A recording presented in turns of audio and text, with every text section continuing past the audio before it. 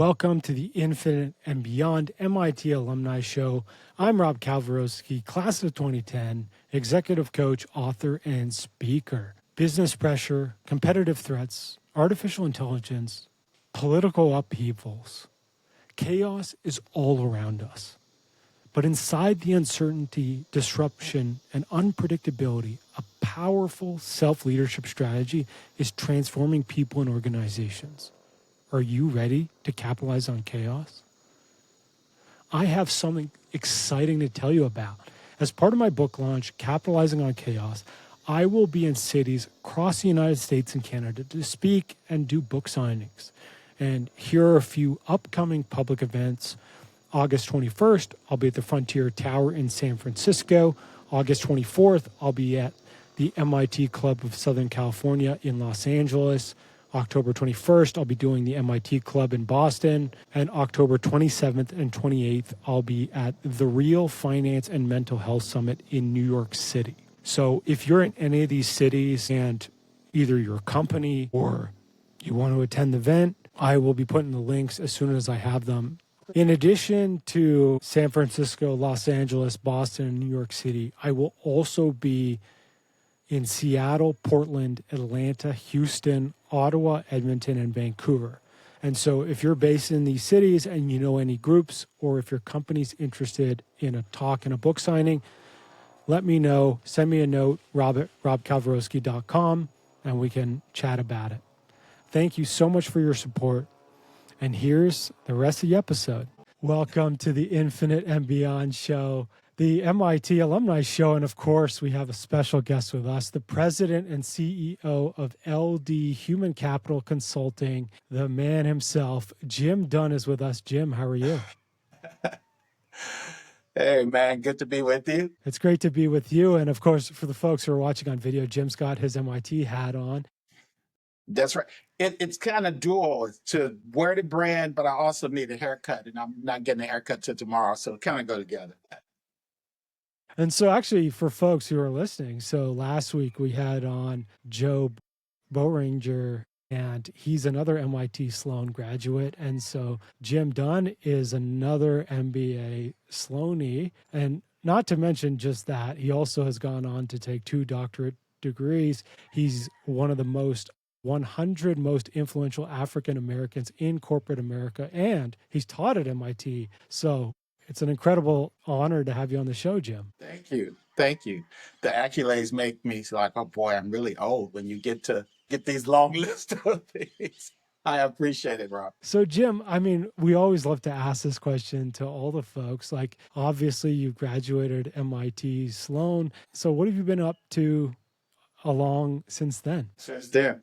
So yeah, I when I graduated, I was let me go back to my days in Sloan School. I was one in my cohort, one of 2 HR professionals of 120. All of them were engineers, techies, or doing all of these other quantitative things. It was really a humbling experience because I was a chemistry major and have always done well in math and science. It wasn't until I got there that I felt like the biggest idiot in the world. And I don't think I haven't been humbled in that way in my entire career. So I do remember that, and just being able to, tell myself, I can get through this. I can get through this.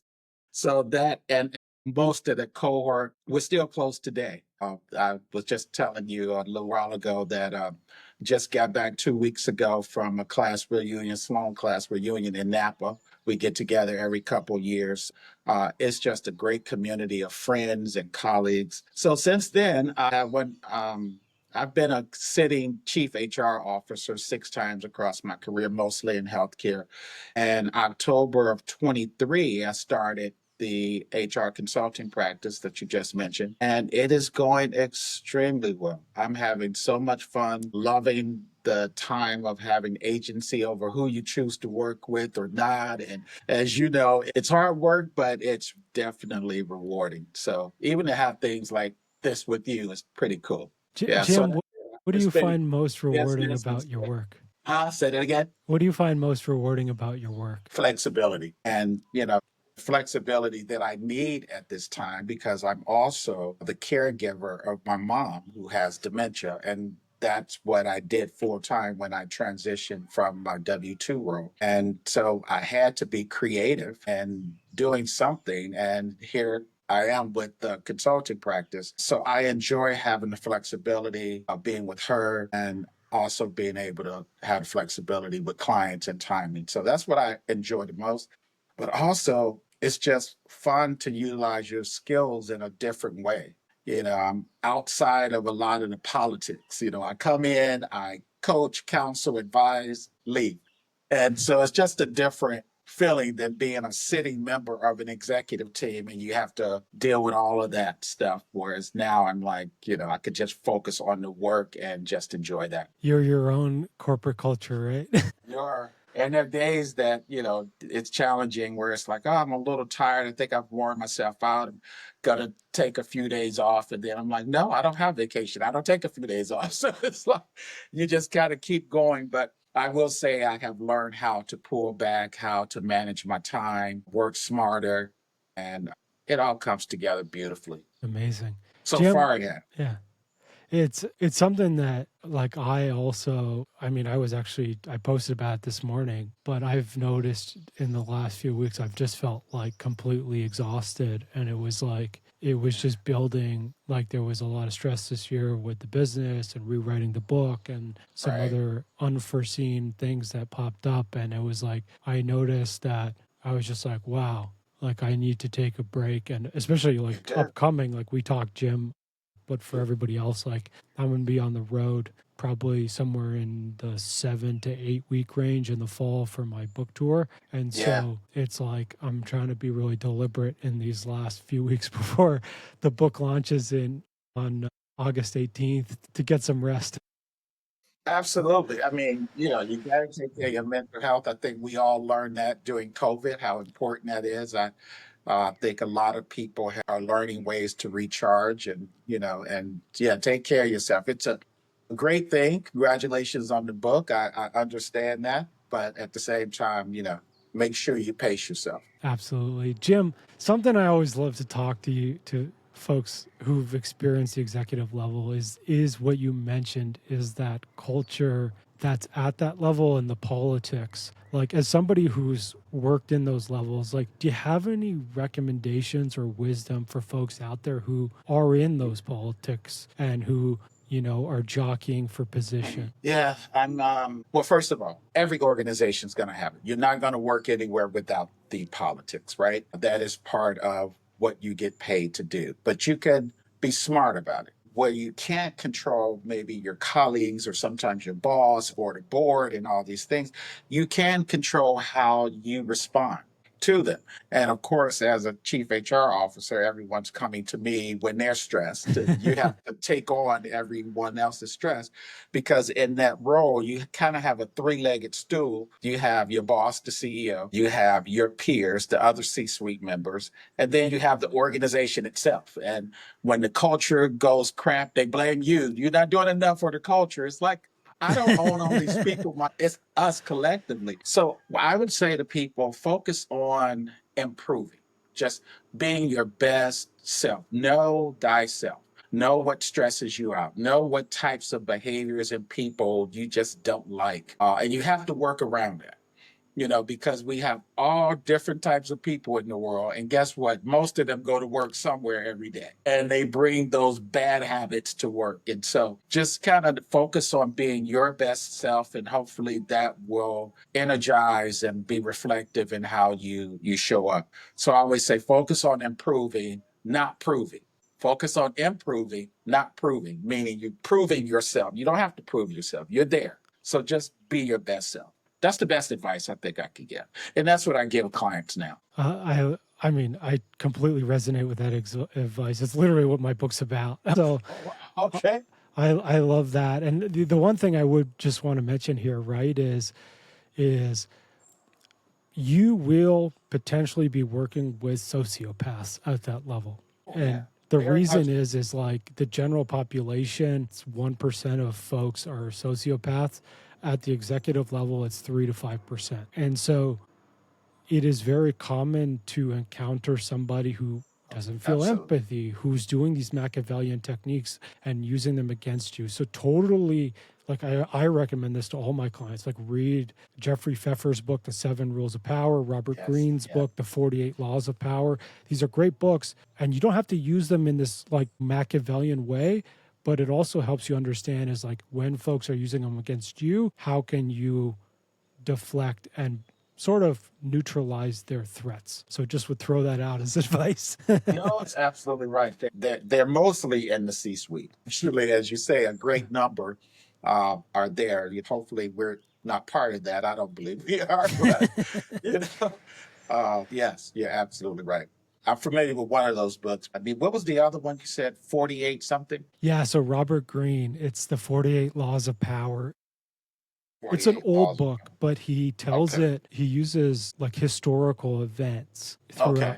throughout history to show like how people had navigated to attain power. It's a great book. Hmm. The audiobook I think is actually free on most platforms, so definitely would Okay. recommend checking it out. Yeah. I will do that. Thank you. Yeah. Jim, I have to put this out there. So Forbes magazine says that you are not just a leader in your field, but a visionary who has continually worked towards enhancing workplace environments and driving meaningful change.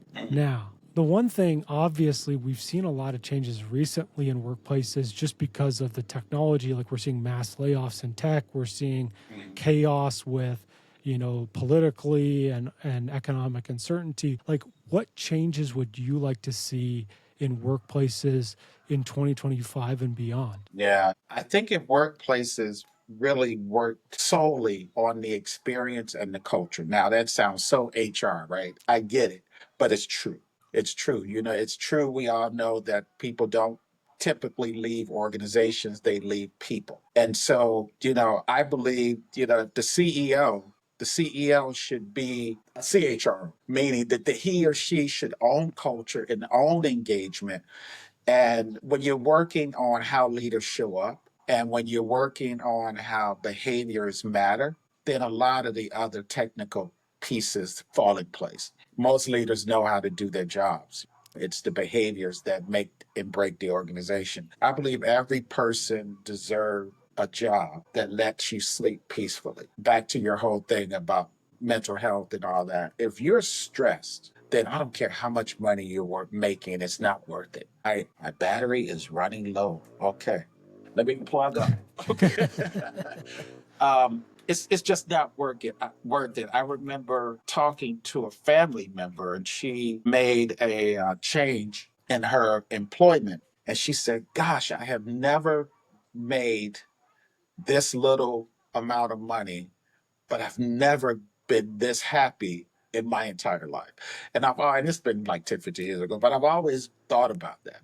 Don't think about the money, don't think about the title, don't think about the office. Love the work that you do and treat people appropriately, and everything else will fall in place. Because to your point, some people are so busy proving, wanting to be the smartest person in the room, the sociopaths, all of that, that just being a good person, loving and enjoying what you do and leading others towards success, all that other stuff happens. It comes. Yeah. So to your question, focus on the experience of the organization and work on creating fantastic cultures. You're 100% right. And the data backs this up, right? Like you mentioned it's obviously a CHRO would say this, right? But like Gallup reports engagement statistics every year, and engagement has been around 20% consistently for 20 years since they've started reporting it.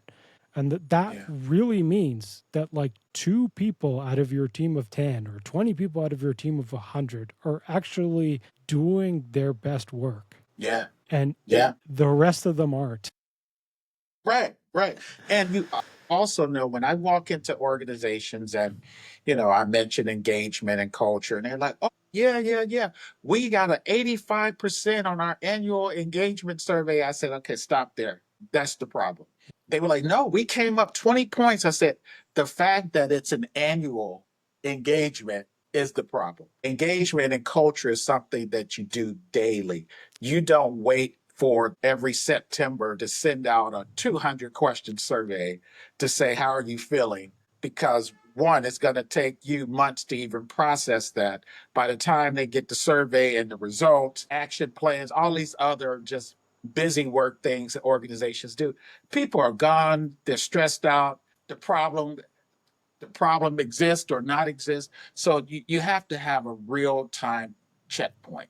And so, yeah, you're right, because people have quit, what is it, quit and stay or whatever, or the quiet quitting and all Yeah. this other stuff. They have so many terms out there. And you got um, lower turnover right now because of what's happening in the employment market. So you have people who are disgruntled, but they need a check. And the differentiator becomes the culture and experience for one organization over another. It's so funny, right? Is every organization that I've ever worked for and that I've seen the culture scores for, they're all 80%, right? And it's like actually the inverse is true. Yeah. And I'll just give you a shout out to another MIT, I guess an MIT company. So Donald Soll, he's a professor at MIT. He's known for his work on toxic cultures. And basically what their company has done, they use the Glassdoor comments and they use like a natural language processing, and then they figure out from there what the actual, whether the toxic culture is there or not and what they can improve. They actually developed their own version of a survey that's much Oh, more wow. effective. So for folks out there, if you're looking for like a real survey that's based on real science and that people aren't just like magically making things up, Right. I believe the company is called Culture X, but it's an MIT professor who's well known in this place. And so, yeah, totally recommend that. Yeah, and again, one of the reasons why you mentioned most organizations are at the 80th percentile or whatever, those numbers are for the board. Those numbers are for the CEO and the C-suite to go into the board and say, look, people are happy. But when you look behind the scenes, many people do not trust that the results are confidential. That's right. So they're not telling the truth, even when sometimes you have open comments, fields for them, they're not telling the truth. Two, they don't trust what HR is going to do with the data. And some organizations go as far as to incent employees to say positive things by tying it to all sorts of rewards. So, hopefully, if you find the right instrument, really truly assess the culture and be very honest and transparent with your employees, why you are doing this and that you really do care about this being a great place to work, not just winning an award. It's so funny you say not trusting the results. I literally saw a company that emailed out the entire answers to the survey to everybody. Yeah. So it exists, folks. It was supposed to be independently run and all those things. And then they sent the answers out. So just, yeah, be careful a little bit with that. And then also, like, Wow. obviously, if you're administering it, you have to make it anonymous. You have to be very clear with folks. And like, I would absolutely recommend like outsourcing that, because that is literally the worst thing that you can do to your company is to use the results in a way that's not Absolutely. Yeah. on the up and And up. once you lose that trust, it is so hard, almost impossible to gain it back. Yeah, it takes small, intentional, incremental steps to build trust, and it takes one incident for it to all go away. 100%. Amazing. But I Jim, guess that's in life in general. But go ahead. yeah, I mean, it is. My favorite actually expression on that is a Dutch proverb, and I heard it first from Clive Lloyd. It's trust arrives on foot and leaves on horseback. Wow. Yeah, Yeah. I like that. Let me write that one down. I need a big pad for you, man. Don't worry, Sure. it's recording. You can grab That's it right. all. I'll be thinking about it tonight. Like, what did Rob say? Okay.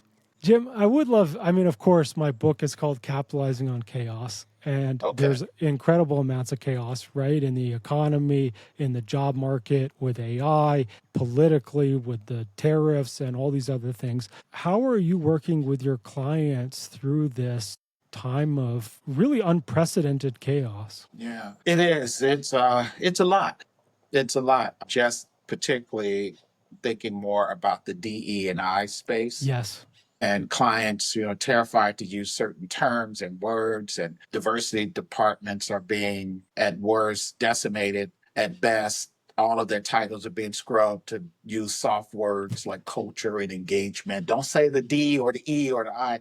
It's rough, particularly for mission-based organizations that focus on these disenfranchised. So what I'm doing with clients is being very intentional about the conversation. You can't change or impact what's happening in many cases for us in the country, but you can dictate how you, as the leader, and how you, the organization, show up around that. One client I can't mention, the CEO, she's incredible. And she just really has these town halls to say, look, we have to deal with this. We have a lot of grant funding that's at risk, but no, our mission, our hearts have not changed. Just we have to go about work in a very different way. The employees understand that.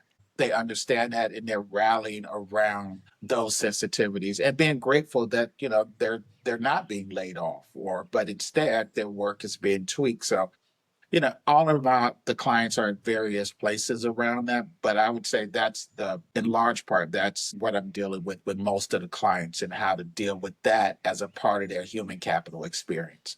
100%. Because, you have many employee groups who feel disenfranchised outside of work, and now they're inside of work and like, okay, now it's following me to my workplace. So yeah, it's just doing a lot of intentional communications across the organization. You can't communicate enough. Jim, that kind of raises a question for me is there's always a debate around leaders and transparency and vulnerability. Like, how do you coach folks to walk that line? Yeah, and that comes up a great deal, because I think, and it's generational. When you really think about it, people my age, we've been taught the separation of church and state, and you focus on work and you leave all that personal stuff out. In this generation, like, no, I want psychological safety at work.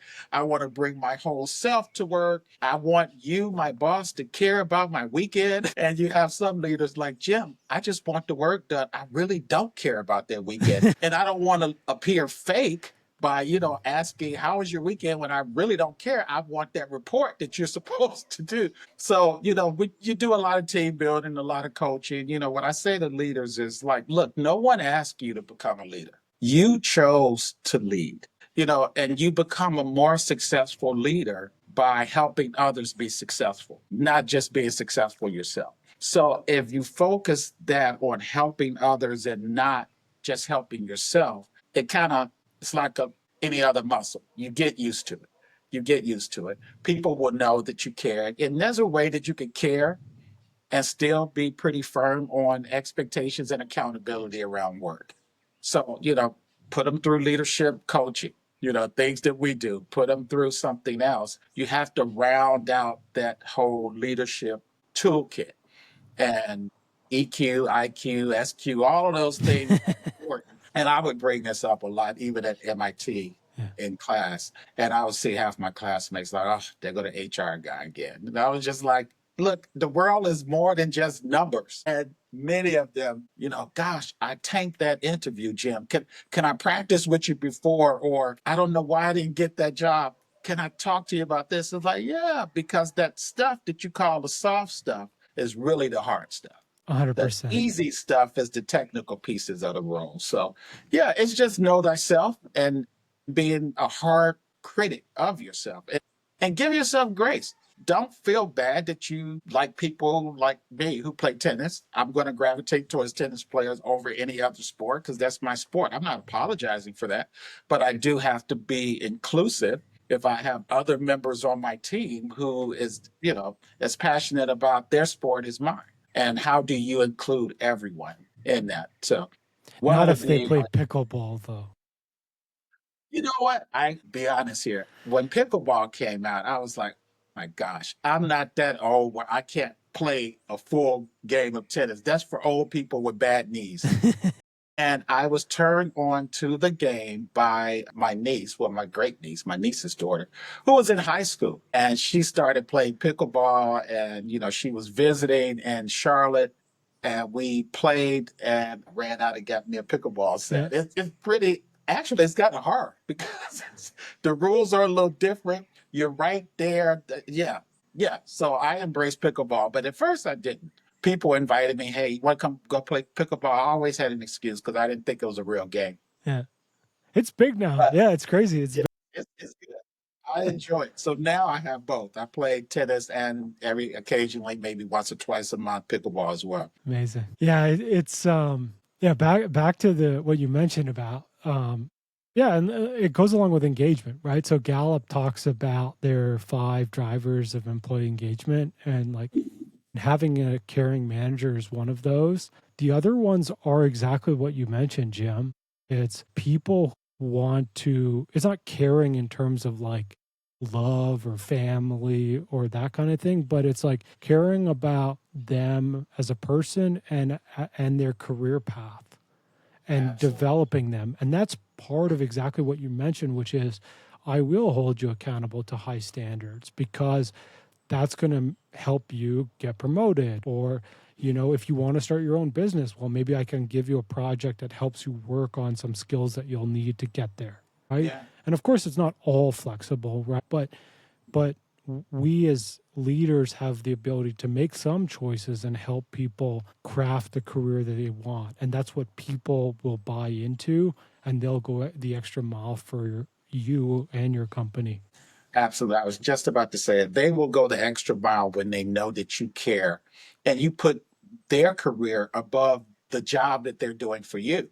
I mean, I can't tell you some of, I would say 80 to 90% of my best direct reports and employees over the years, I've had transition out of the organization. I didn't want them to leave, but there was an opportunity. I was like, you'd be stupid not to take that. I don't have that for you here. You have earned it. You're at that intersection of preparation and readiness and go. And, I just backfill and usually, hopefully, have someone else that I'm grooming to come up there. So, yeah, people know, and you can't fake it. You can't fake interest in someone's career if you truly aren't. So, it's just ways of doing that. But again, it goes back to know thyself and work on improving ourselves. And, that's the basic foundation. Yeah. And succession planning, if you're not doing it, do it Absolutely. because people will leave and you have to have a backup plan for that too. Yeah.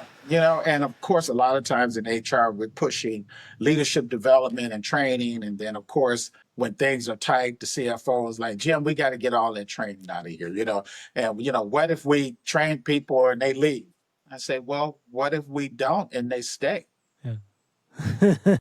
What kind of culture is that? You're not helping. So I think those organizations who really value the experience and culture, you're not having those conversations today. It's part and parcel to building and developing the whole person and the leader as well. Yeah, absolutely. Jim, one thing I want to ask you, just because of the fact that one is you've experienced it obviously in your career, and also just given how much or how many layoffs are happening right now in big tech, is what would you recommend for leaders out there who need to lay people off? Like, how should they do it, and what tips do you have for that?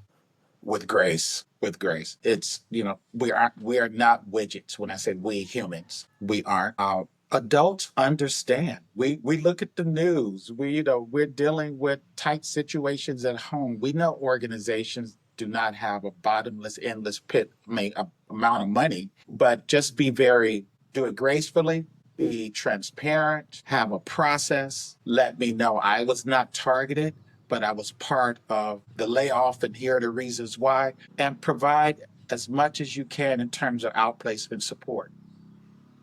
That's the most you could do. You have some leaders who will say, well, Jim, will you take care of that? I say, so let's look at this. I use an example with that leader. I said, you've been with the organization how long? They're like, 10 years. Okay, 10 years. And in 10 years, you've reported to Rob. And so at the end of your 10-year engagement, Rob is not going to be the one who's been caring and leading and developing and mentoring you the whole way. But instead, he's going to tell you, go down the hall to HR and they have something to tell you. How would that feel? How would that feel? And I then they get it. And I say, so the question that you really want to ask is, will I help you and will I work with you on talking points and how to have that conversation? Yeah, so you just have to do it with grace. The work people understand layoffs and terminations are needed, but it's how it's done that will always matter. People will always remember how you made them feel, right? And so it's part and parcel of that. So always lead with grace. Pivoting to a happier subject.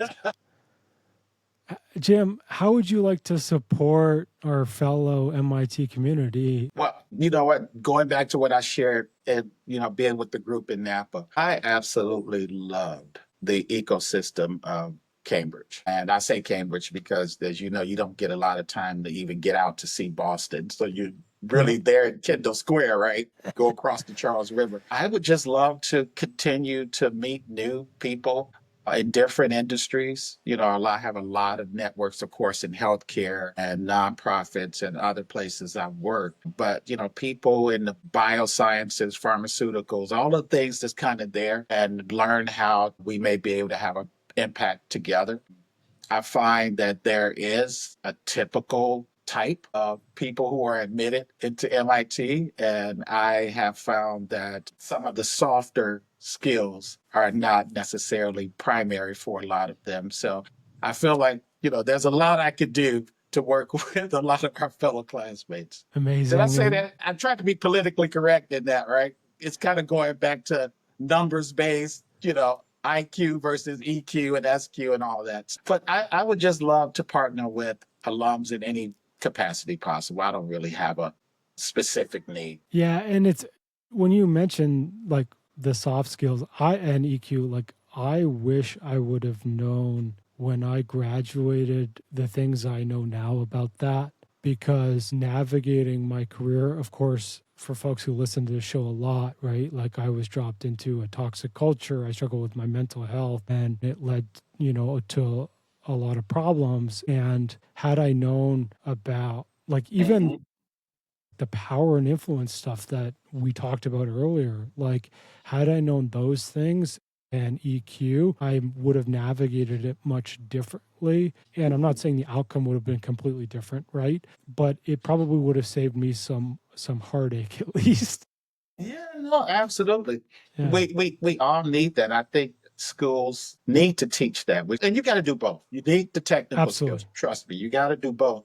It takes me back to when I was sharing with you, my intimidation and my imposter syndrome when I started at Sloan. And that was because of the depths of the quantitative courses. And it was like on steroids. But every now and then we have a course around if that's my special leadership or whatever. And everyone would be like, oh, Jim's jumping up now. He's happy. And I was like, yes, I'm going to really get that GPA up when I get to my class. And guess what? Most of the leadership, the softer courses were pass fail. It's like, and, it was just that where it was like, oh, okay, it's not important enough to get a grade, but it's what most of my classmates to this day talk to me about, just as you said, what they wish they had, know or learn. Yeah. It's actually like you're right. There's a study out there from Daniel Goleman who Oh yeah. wrote the book Yeah. Hmm. Emotional Intelligence, right? And Hmm. he says that like basically that IQ is table stakes. Like knowing how to technically do your job is Yeah. table stakes for executives. Right. It's the emotional intelligence that will separate you. And the stat they give you is 95%. And so that's where you're really going to differentiate yourself from folks who are just as qualified as you are. Absolutely. Like I hate when people use descriptors like, "Oh, Jim, you should meet this person. I mean, he's really smart." I hate the word smart because it's like because I know what people are talking about. They're talking the IQ, the technical things, and I'm much more interested in the person and I mean, you could teach the technical skills, you can outsource and have a consultant come in or whatever, but you just can't buy a good person or not. They're just, yeah, I'm with you. And I love Daniel Goleman's work. I mean, I probably spend about 20% of my client discussions in some area of his work because it's the EQ that's the differentiator, as you just said. 100%. Yeah. It's funny actually, like I mean, the origination of soft skills and hard skills like comes from the military in like World War II, Yeah, right? So yeah, it's like hard skill just meant like it involved steel and basically like actual weaponry that's made out of metal. And then everything else was a soft skill. So even like finance and like almost all jobs, basically, except for manufacturing and engineering and battlefield skills, were soft skills. So wow, I didn't know that. Okay. yeah, it's if you look it up, right? I learned this Yeah, from Adam Grant's book, but yeah, it's pretty funny because it's like literally nobody except for like frontline manufacturing people and like the engineers that do industrial design or mechanical engineering, that kind of thing, actually do quote unquote hard skill. wow. I am really calm because those trees behind you, the way it's blowing, I'm like, wow, this is and that's probably intentional, isn't it? It is, yes. I just thought about that because I'm looking at you and I'm listening and I'm just like, I feel so relaxed. It's a Friday afternoon also, but I feel really relaxed. So It's thank you for that background. You're welcome, right? And it's actually like as much as I also love to sit outside, it was a deliberate choice because as Yeah. you know, Jim, right? When your clients jump on, they're stressed Hmm. because they got a million things going on. There's chaos all Absolutely. around them. And this, like, even in their subconscious, right? They're seeing the trees, they're seeing the Yeah. birds, Yeah. and you can even hear the birds sometimes through my mic. And it just allows them to just calm. Mm. And like I do a lot of work in meditation or Oh, yes. visualization, as well as just like the way that we're trying to get people back to their true selves. And you need to not be in this high level of stress to get there. And so it's deliberate, but also it's fun. But the next time we get together, we're going to get together. I guess the people who see this all the time, they know you're in Costa Rica. Yeah. So the next time, I have no problem coming to do this live. Absolutely. We'll make that happen. Let's make that happen. Part two.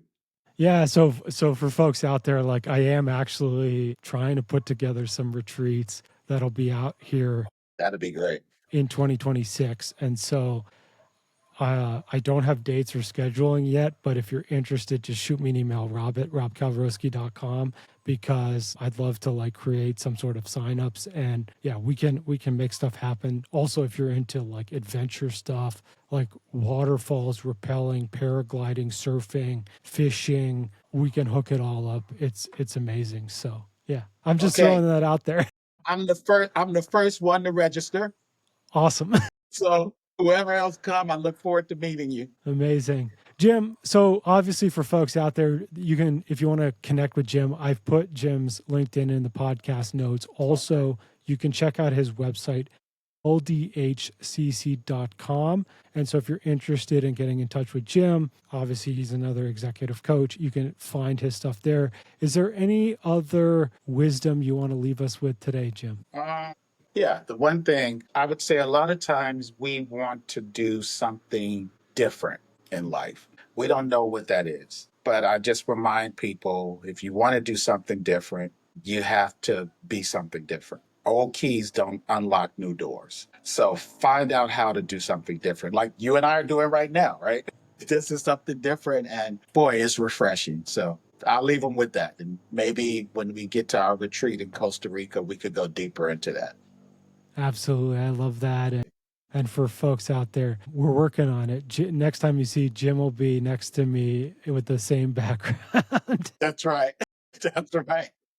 That's right. Well, Awesome, man, Jim. thank you so much. I really appreciate this opportunity and honor, Rob. I really do. No, thank you. It's been absolutely amazing to have you on the show. And obviously, we've talked a number of times, and it's been great to know you, to get to know you, and obviously to continue our relationship together. And of course, for folks out there, we really appreciate you listening and spending your time with us. And we'll see you next time. All right. Bye-bye.